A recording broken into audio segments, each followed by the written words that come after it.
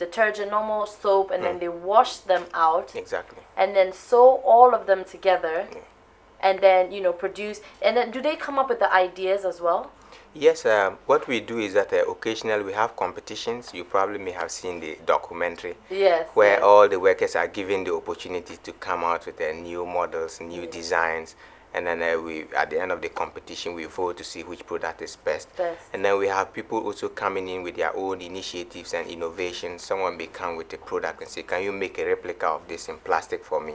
And then later when we find that it's a useful product, we add to our catalog. In fact, we have over 350 different products and variations. Wow. Now, I love this idea. I'm very totally for it. Cleaning up the environment, recycling, going green.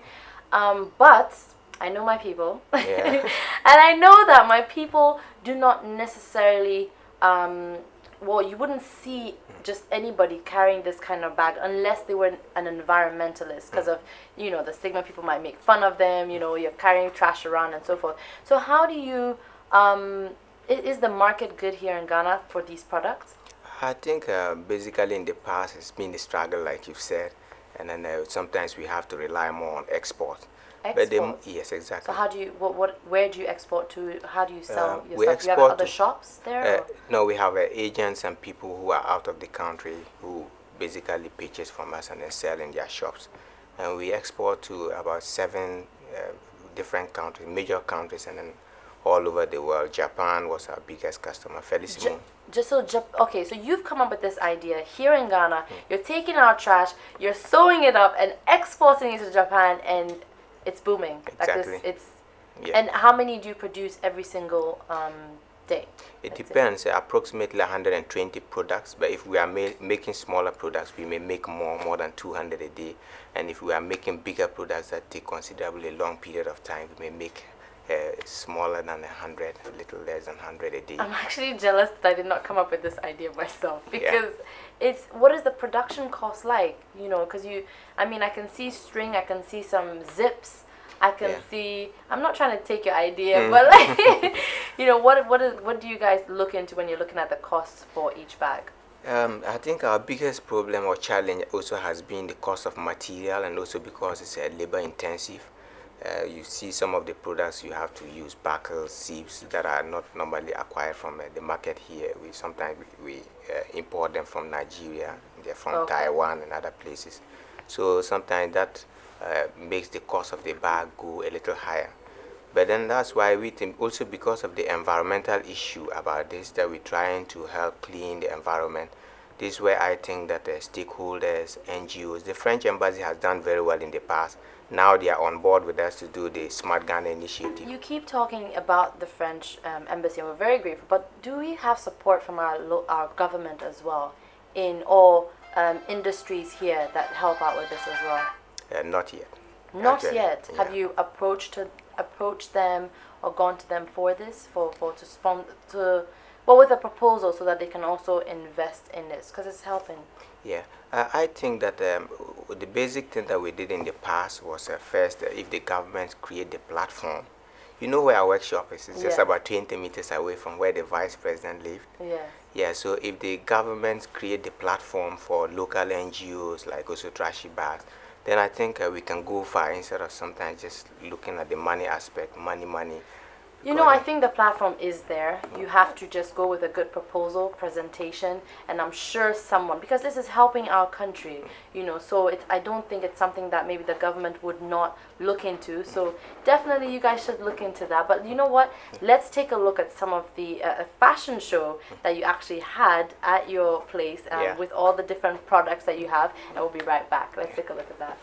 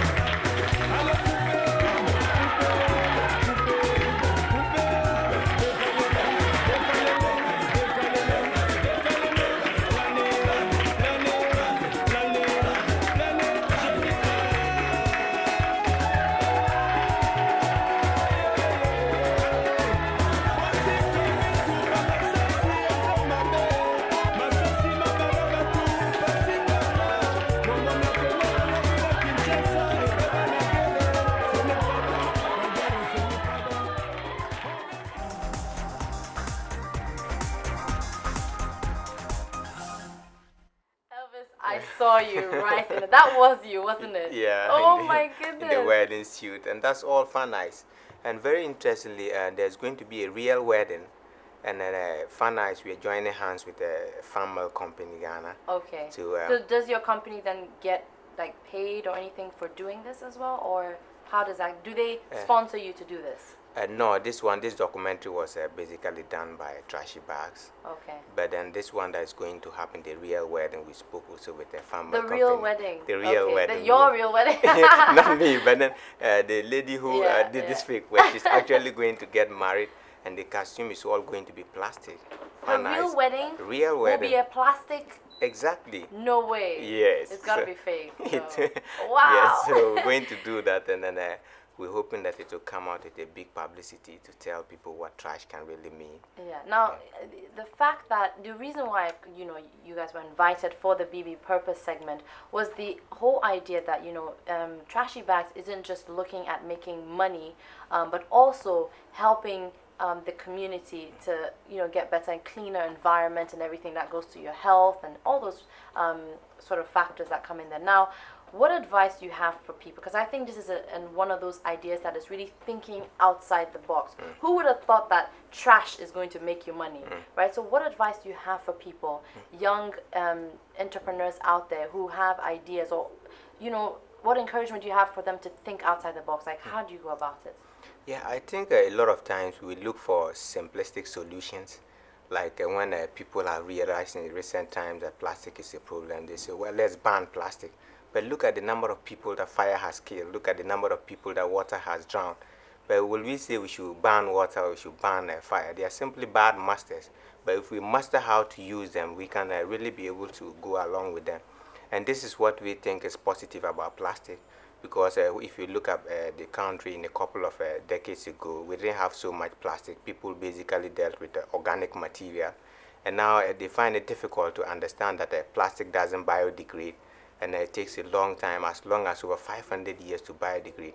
So we need a different profile of education, especially to let people know the dangers involved, and also to make people feel bold. A lot of people have great initiatives in this country, but also what we've gone through history and through slavery, people feel like, no, we can only do certain things, we can't do certain things. And this is what I think that we should be able to sensitize people, encourage people, and give people the financial energy when the need comes to be able to develop their talents. Wow, Elvis, honestly, like, it hurts me from my soul that I did not come up with this idea. I think it's brilliant, absolutely amazing. So as you can see, that is BB with a purpose, coming up with a business, but then also affecting the community. Now let's take a quick break. We'll be back in a moment.